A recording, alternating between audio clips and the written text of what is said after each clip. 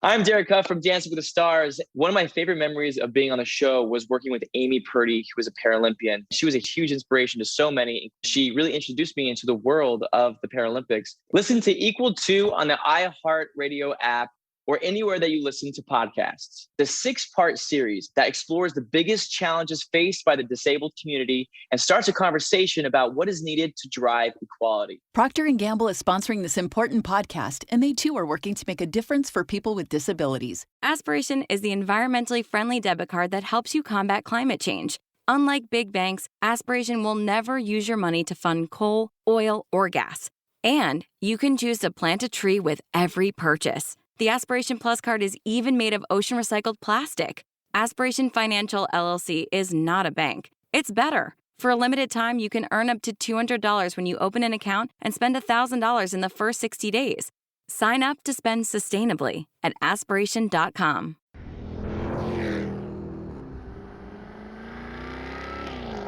What feeling do you get when you drive the 575 horsepower supercharged V8 Jaguar F-Type R? All of them. Discover the powerful performance that makes driving a Jaguar like no other sports car in the world. Learn more at JaguarUSA.com. It is the nightcap here on VSiN Hour number 3. Kenny White coming up in just a little bit. I'm looking at his games that we're going to discuss, and I'm curious on one of them. Actually, I'm debating whether or not to play something in Clemson, Georgia, but I always like having Kenny on. It's good having smart people on, like we did last week. Kenny loved the first half. Fresno State, yeah. Bing, that hit. We had Brad Powers on. He liked the under, UCLA, Hawaii. Boom.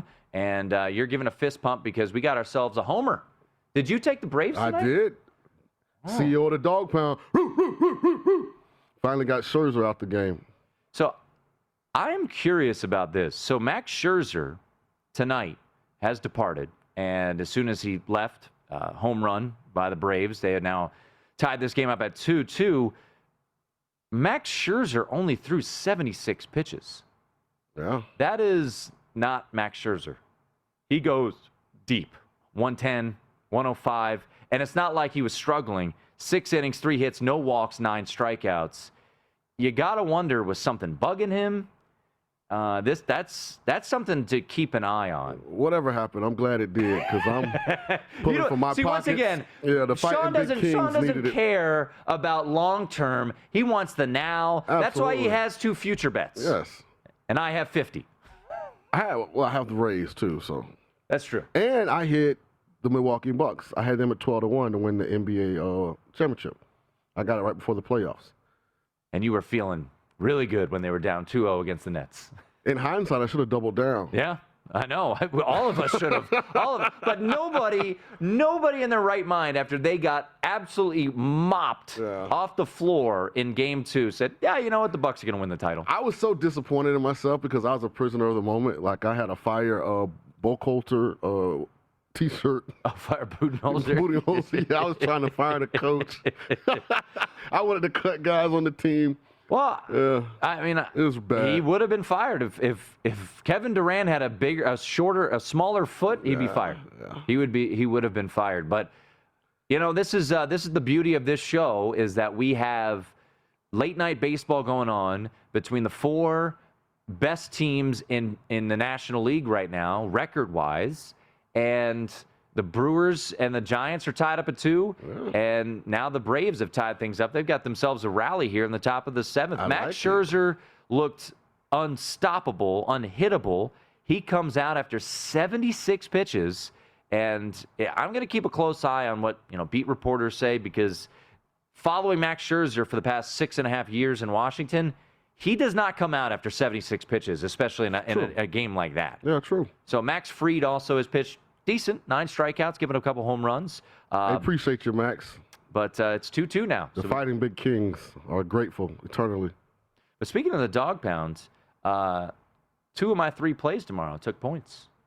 Really? Took the points. You only gave me two of the plays earlier. You said for tomorrow, Tennessee, East Carolina, and I think we had a caller or something. You didn't give me the third one. What's the third one? I have Eastern Washington. Eastern Washington. But that is gone. The number I got is. And you can have it +8? +8 and +7.5. Okay. So I've doubled down on that. +8. I've got +7.5. Tennessee at -35. Okay. And I wrote that one up for VSiN.com. Okay. And East my Carolina? explanation. And then East Carolina, I got a 10.5. +10.5. Yeah. All right. Let me write that down. We'll see. We'll see if I'm in a good mood tomorrow. And then we got some Saturday plays too, which we will get into. There's a big Friday night game. Anything, for tomorrow, jumping out at you for college football? I know you're Captain Baseball over there. We got Temple, Rutgers. Temple's going to be really bad, man. I wouldn't lay 14.5 with Rutgers, but Temple's going to be bad. UCF laying 6 now against Boise. That interest you? I just don't like the number. Yeah. I like UCF to win, but I would only bet them on the money line now because that's a bad number. And then we got Ohio State laying 4. Actually, you can get a 13.5 on Ohio State at Minnesota. Yeah. Well, we'll see what Kenny White thinks of the slate. Week 1 underway. UAB, a shutout winner. We keep it rolling here.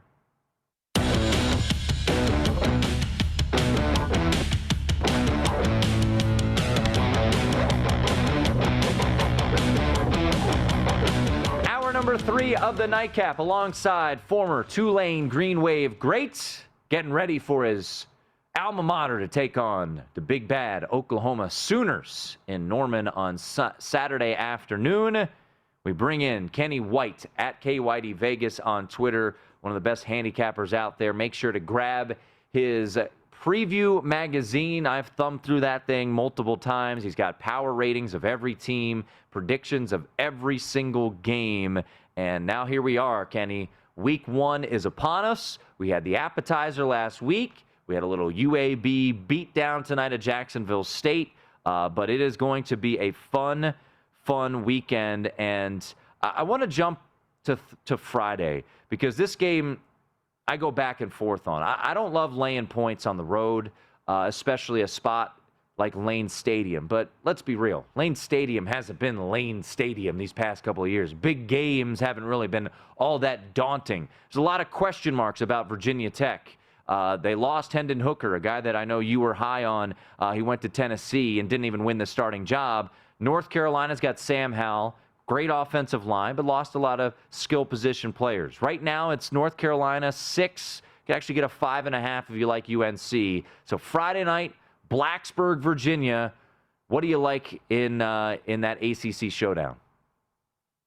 Well, Tim, I hate to tell you, I'm right on the number. This is going to be a scary one for me because I have North Carolina rated so high, number 4 in the country. I think they have the talent to play in the college football playoffs this year, but this is going to be one of the most difficult games they have this year on the road. And you mentioned Blacksburg Lane Stadium has not been as good as it has been in the past under Frank Beamer. Actually gave 6.5, 7 points some years for Beamer when he had great teams and they would just run scores up. So far, Justin Fuentes 22 and 27 ATS overall, 16 and 15 at home. It is going to be an orange out, so the crowd's going to be good. But North Carolina is only 171 miles away. I'm hoping there's going to be some Tar Heel blue in that crowd, at least 2 or 3 sections to represent their team. My whole rating on North Carolina is going to rely on Sam Howell. I have him rated the highest quarterback in college football, and the pressure is going to be on him. He is a Heisman Trophy hopeful and a number 1 draft pick hopeful. So we'll see how he plays. Hopefully, maybe he knows he's not the favorite in both those categories, and maybe that just inspires him. But there is a lot of pressure on this young kid, and I hope he comes through. Hope he has a big game, pulls this out. But I'll be watching and maybe looking to play something in-game or at halftime in this, Tim. Last 2 years have been very, very high scoring. I have a feeling this one may be a little bit lower. Virginia Tech's defense is very good, and so is North Carolina. So may not be as high scoring as we've seen the last couple of years. Yeah, last year 56-45 in this one. So total of 64 on Friday night. Actually, a 6 p.m. local start. If I were Virginia Tech, I would have preferred a little bit of a later start time, but 6 p.m. local there, 3 o'clock Pacific. Let's jump to Saturday. We'll bounce around all over the board as we talk to Kenny White at KWhiteyVegas on Twitter. Let's go to that 3:30 Eastern window, and that is number 1 Alabama. Lost 6 first-round picks, but as we know, Kenny, don't doubt Alabama. And what did you say about Brian Robinson?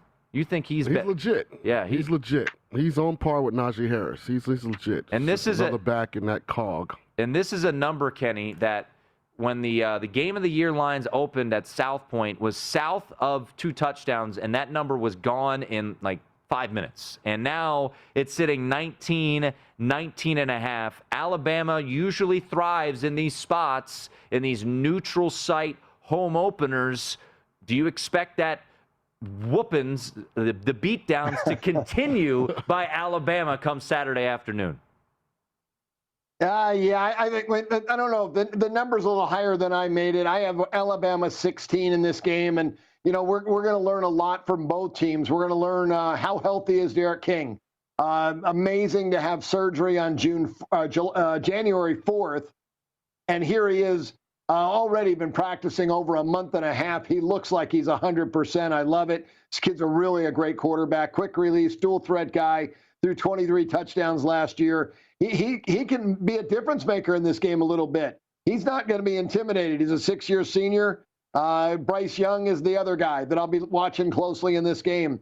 5-star Elite 11 kid that has all the talent in the world. It was not really, he had handcuffs on him last year, and the couple opportunities he got to fill in for Mac Jones when they had big leads. They really didn't want him to do a lot. Drop back, stay in the pocket, throw the football. I'm excited to see his dual threat capabilities in this one. The Alabama defense is loaded. Number 3, they're my number 3 defensive line, number 2 set of linebackers, and number 1 defensive backs. But even all that being said, I have Alabama scoring 42 points in this game. I think it's going to be 42-26 final.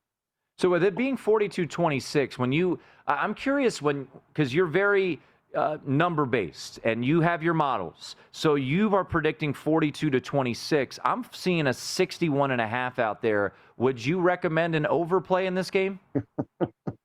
I like that math. Yeah, 68. Mine's 68 minus 60.5. That's 7.5 points of value. We'll take it. Yeah. Let's go over in that one. All right. Yeah, there we go. I've got a 2% play on that on over in that game. My first intuition was, you know what, this may be a little bit lower scoring because Alabama's defense and Manny Diaz. But you know what? I got to trust my process, trust my numbers. Alabama's offense has been incredible, and the one thing we've seen Nick Saban do, he knows how to recruit quarterbacks. He's got 3 of them starting in the NFL. The days of A.J. McCarron. This guy, he's just a game manager. Well, now the last 3 guys that suited up at quarterback are starters in the NFL. Here's what terrifies me with this game. Every time Miami gets in this position, they fall flat on their face. Pretty much. So I trust Kenny when he says they're going to get to 26. His module, I'm just trying to find out where that 26 points comes from. And Kenny, actually, I want to double down on that because think back, and I know it was the last game of the year, mindset, whatever, but we saw Javonte Williams and Michael Carter just run up and down the field. They were doing wind sprints against Miami last year. What makes us believe that that's changed with a plethora of backs, because that's just what Alabama does? How can they slow down Alabama's run game? Yeah, that's, there's a defensive coordinator in Manny Diaz, and their defense as a whole last year, I use median numbers, allowed just 3.9 rushing yards per attempt and 3.6 in Manny Diaz's first year. So I think he's got a pretty good solid run defense. I think they got blown out by Carolina at the end of the year and kind of lost some steam, but they played Oklahoma State tough, but those are 2 great offensive teams too. So they're going to give up their points. They give up 24 points. And again, I'm using median numbers because I don't like using averages. One game will really skew things. Sure. But they give up 24 points in 2019 and 2020. And I think this defense is a little bit more improved than that. They have 14 guys back on defense with starting experience. So I really like Miami. I got them the 15th best team in the country. I think I could have them underrated a little bit, and Derek King could be a difference maker. He's going to put points on the board in this game, even as good as Alabama's defense is. The only way he doesn't, if they're getting shut out and they have turnovers, he throws 2 interceptions in the end zone, and then Alabama's defense, they really start flexing because they have a shutout. I think the game's more going to be like halftime Alabama 21-10, and they'll give up some points late because Derek King, he can get points. He can put points on the board. This kid's a great quarterback. Yeah, I saw it firsthand when I was in South Florida. We went to Houston, and we still haven't tackled him. Kenny, I want to go to the premier matchup of the weekend. Georgia, Clemson, sitting at 3. Matt Metcalf was in studio yesterday, said they've actually been getting more Clemson money, but anticipates that Georgia rush to come at some point. You've got a total right now of 51 in most spots here in town. You mentioned Alabama has your 3rd best defensive line. My guess would be that Clemson and Georgia are 1-2. They are studs up front. And decent quarterbacks, DJU, Uiagalelei, and JT Daniels. You like the dog, or are you going to roll with the Tigers here? What do you see on Saturday night? You are 100% correct. The number 1 defensive line in the country is Georgia. Number 2 is Clemson. Clemson has the number 1 linebacker crew, and they have the 2nd best secondary and the best defense in college football. And you know what? They got a stone in their shoe. They gave up 49 points to Ohio State the last time this team played. This defense is going to be flying around, and they will be on a mission. And I don't trust the young offensive line for Georgia. 2 redshirt freshmen starting, 5 redshirt freshmen in the top 2 deep depth chart. And I've never really been big on JT Daniels. I gave him a decent rating, and I was kind of hesitant when I gave him that rating. I thought, I don't know if he can live up to this number, but we'll see. No George Pickens, their best wide receiver. He's out, maybe missed the season. I heard today maybe Tyreek Smith might be back, a corner. They brought in a transfer from West Virginia. But Dabo Swinney has recruited a better athlete than Georgia has recruited over the last 5 years, and it'll show up in this football game. Defense alone. DJU, I like how you put it. Makes it easier to say. He got enough experience. He got enough experience last year that I've been trying to say it all week. Galele, So hey, that's really good. So DJU, it comes out much smoother, much quicker. We can move on. He's going to be all right. This kid's a really good quarterback. He reminds me a lot of Dante Culpepper. A way better version. That's your guy. Better version of Dante Culpepper. I like that. That's Sean's guy down there. I like it. And Kenny, I'm on a first name basis with him, so I just call him DJ. I like it. But I call him Mr. U. All right. I do have a question for you. You look at the upcoming slate of games, Thursday through Sunday. Give us 2 that you've circled that you think really, if they play this game 10 times, the right result is going to occur, so we can make a couple bucks. Yeah, like last week's Fresno, that was a nice one the first half. Yes, sir. We need another one. We need another one like that. I've got a lot of big plays this weekend and narrowing it down. The one best play that I like is Utah State getting 16.5 against Washington State. I think Washington State is a little overrated, and I think Utah State is very much underrated. New head coach Anderson for Utah State came from Arkansas State.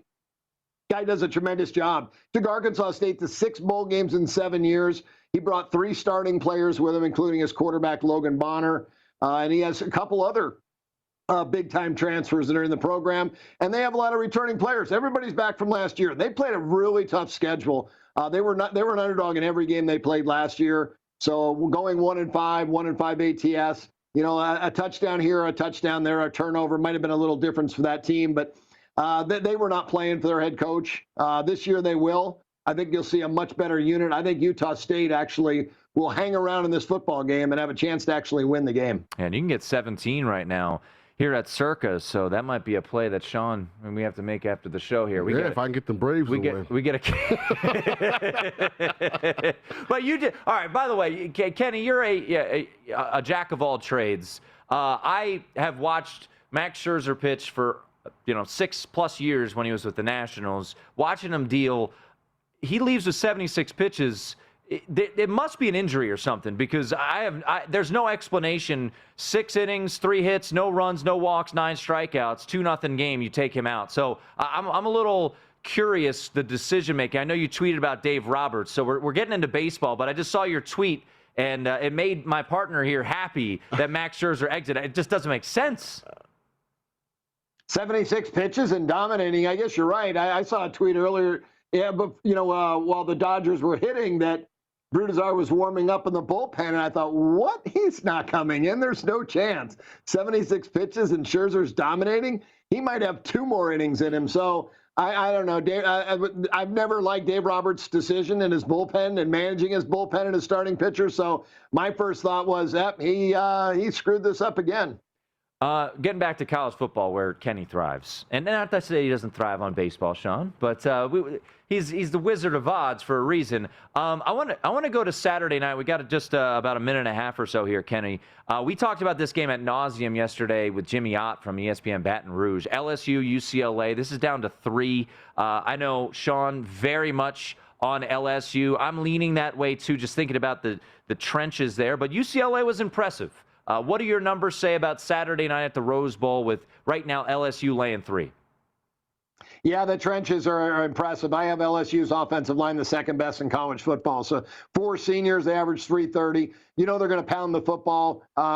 This will be, I think, a shorter game. Both teams are going to try to run it. But UCLA impressed me. I already had a high rating on them, but I did raise their defense up a point after the game against Hawaii. Dorian Thompson-Robinson did not play well, and they still were very solid on offense. I had a 2.5 point drop off from Miles Brennan to Max Johnson. So I have LSU only a half a point better than UCLA. I'm going to give 2 points for UCLA having a game under their belt and make UCLA 3. LSU obviously going through some, maneuvering around with Hurricane Ida. So I'm not sure how their practices went this week and, the distractions that they've had. And now they may not get many fans to travel to this game. And that's the one negative for UCLA. Nobody showed up to the game last week, and it wasn't because of COVID restrictions. It was because people didn't want to get COVID. They didn't want to be in big crowds, and they haven't been proud of the UCLA program. But maybe they can get behind them now after a big win over Hawaii. Maybe they can get 40 or 50,000 people in that stadium. Still won't be a full home advantage, but maybe worth a couple points if they can get some crowd there. All right, Kenny and Sean disagree. So we will see come next week. Kenny, you're the best. Have yourself a winning week 1. Appreciate Thanks, you, guys. Kenny. Hey, thanks for having me. My pleasure. Yeah. Utah State plus 17. I like Kenny. At the Palouse. It's the Nightcap here on VSiN.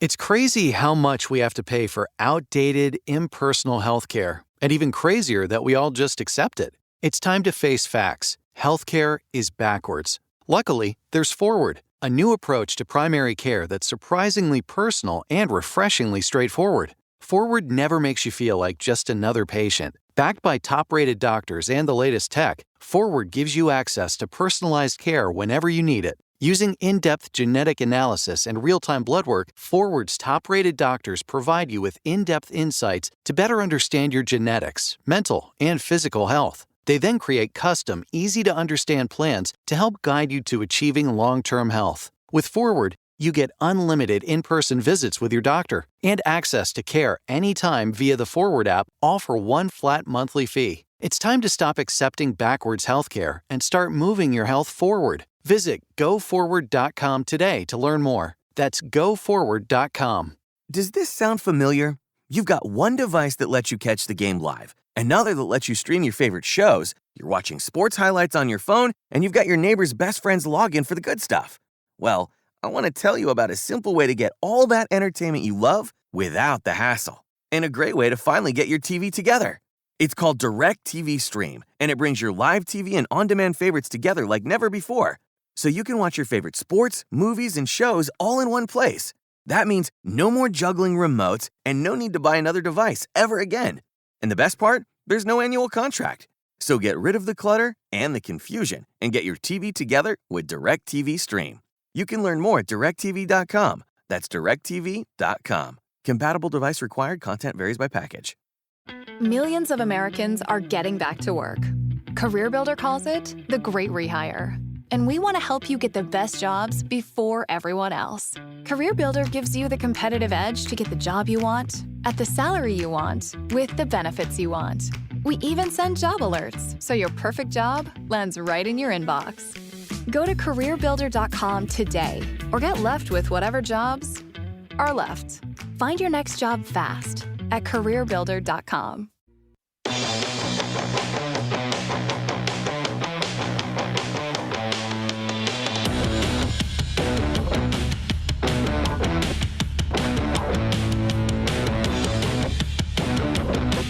We keep it rolling here on the Nightcap alongside Sean King. I am Tim Murray. Sean King, fired up, baby. I am. Fired up. What is the game? And maybe it's easy. Maybe it is Georgia Clemson. I don't know. What is the game you are most looking forward to this weekend? I don't feel like I have one that's like that A+. Like I got to. Like this is head and shoulders. Like there's a collection. Mm-hmm. You know, I really want to see what all of these young quarterbacks look like. You know, so that's kind of what's driving, you know, me from a priority standpoint. You know, of course, Clemson Georgia is a huge game, but I also want to see Alabama. I want to see what Bryce Young looks like. You know, you think Ohio State, C.J. Stroud. You know, I want to see what these young guys that have all this hype look like. I'm going to watch Oklahoma. I want to see if Spencer looks like he's gotten better since last year. You know, so there's some things, you know, that intrigue me, you know, outside of just, you know, us trying to make some money this weekend. You know, I really, you know, have some question marks. And I don't normally in-game bet, but I'm leaning towards what Kenny said with some of these games. Kind of taking a wait-and-see approach. You know, what does CJ look like after 2 series? What does Bryce look like? And, you know, kind of going from there. Quarterbacking, I think, this weekend. And, look, I'm going to ultimately end up with a bunch of plays, but I think this weekend should be a lot of evaluation because there's so many questions at quarterback. And, you know, a game that I have a play on, I wrote it up for vsin.com for Saturday, is Fresno State at Oregon. And I've got questions about Oregon at quarterback. Now, it's not a young quarterback. It's Anthony Brown. Anthony Brown had his ups and downs at Boston College, but he didn't win the job last year against Tyler Shuck. They've got a young quarterback, Ty Thompson, who many people believe in. And I usually don't think there's look-ahead spots in week 1, but when you're Oregon and you're playing Ohio State next week, the biggest game for the conference all year, essentially, Sean, because if they win that game, now it's, okay, now the Pac-12 isn't pudding, you know? Maybe it is a legit conference. You went into Columbus and you got that win. 11 a.m. local kickoff. No crowd. I mean, no students there because the semester hasn't started yet. Right, they're on quarters. Yeah, they're on quarters there. So here's what's interesting. It's a funky game, and I could tell you one thing right now. You know, Fresno State and Jake Haener, former Washington quarterback, you think he wants this game? Yeah. And he balled out. He played really well. Played excellent. I mean, UConn is UConn, and they didn't have Kayvon Thibodeau chasing after him. Facts. But 2 starters for Oregon, corners suspended for this game. I just think it's going to be a tricky one. I think Oregon wins. They win by 14. Maybe they win by 17. At 20.5, I think Fresno State is a good enough football team to go in there and to give this Oregon team a little bit of a punch. Here's what in you the need. arm. You need Ohio State to look dominant tomorrow. I think they will. See, here's the interesting thing about Ohio State being their next opponent. They get to actually watch the game. Yeah, right. They don't play till watch Saturday. the whole thing. Yeah. Mario Cristobal's going to sit back and watch that entire game tomorrow. And if Ohio State looks dominant, in the back of those coaches' minds, they're game planning for Ohio State now. You know, in the back of those players' minds, like, okay, let's just get this over so we can get to that big bully next week. So, you know, it plays a role in it. You know, people are humans. You know, you're impacted, you're affected, you know, by knowing that something huge is on the horizon. You know, I don't think they'll take a lot from Fresno State's performance because they'll just say they're playing UConn. We aren't UConn. Right. At the same time, I mean, I thought UConn had some opportunities on offense to make some plays, and they just couldn't capitalize. So I'm not bullish on that defense, you know, down in the valley that Fresno's taking to Oregon either. Yeah, I think Fresno State could give up a ton of points. Yeah, you know, that I mean, if the quarterback played better at UConn, they might not even cover in the first half. Well, in Fresno State, is, the total there's 63.5. I like to look for look-ahead spots, and week 1 is not really a great time to look ahead for look-ahead spots, but what just happened? Dansby Swanson. Braves go yard! Look at this. What an ultimate backfire. I like it. I mean, this is... I like it.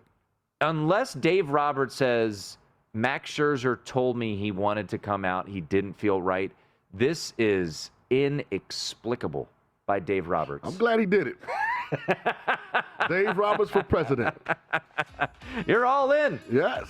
I mean, look, as a Nats fan, I love Dave Roberts too. Thank you for pulling Walker Buehler and bringing in Clayton Kershaw. I very much enjoyed that. So we will see, but 6 outs. Mr. Pulling for his pockets is... We need 6 outs. Pretty happy right now. It's now 3-2.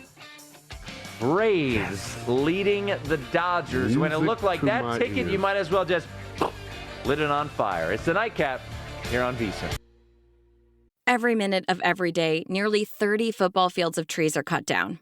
Another disturbing fact, big banks invested more than $500 billion of their customers' money last year in coal, oil, and gas, leading directly to global warming.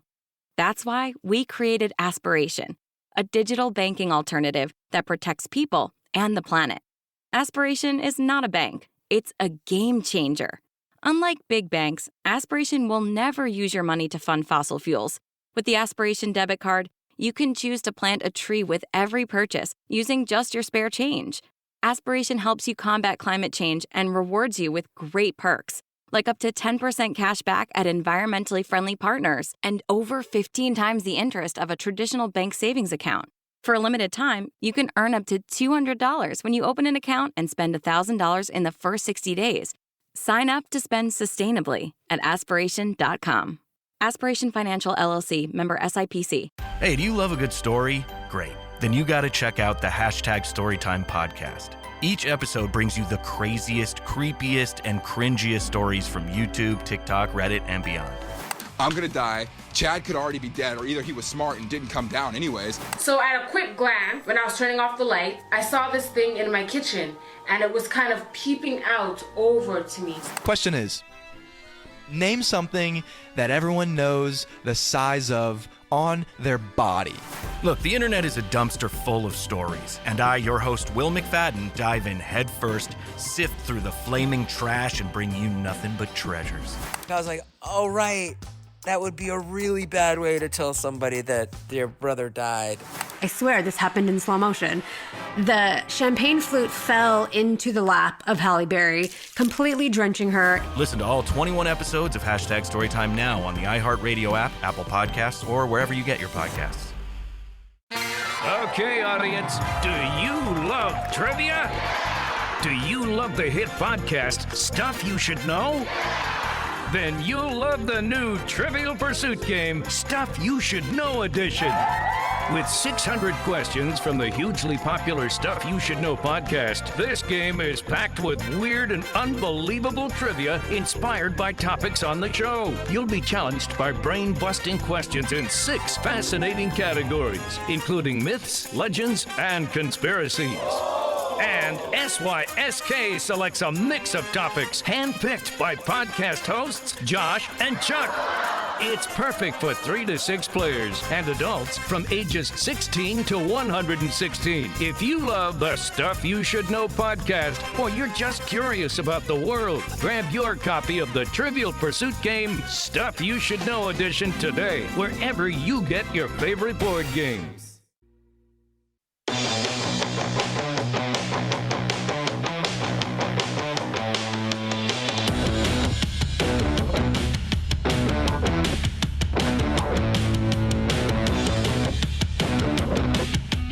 Preseason, folks, it's in the rear view. Before you know it, Tampa Bay and Dallas are going to be playing a week from today, Sean. Can't wait. Get yourself the VSiN Pro Football Betting Guide. It's only $19.99. It is available now. Our experts provide profiles of every team with advanced stats and power ratings, plus best bets on season win totals, division finishes, and player awards. Sign up for VSiN All Access and get everything we offer for the entire football season.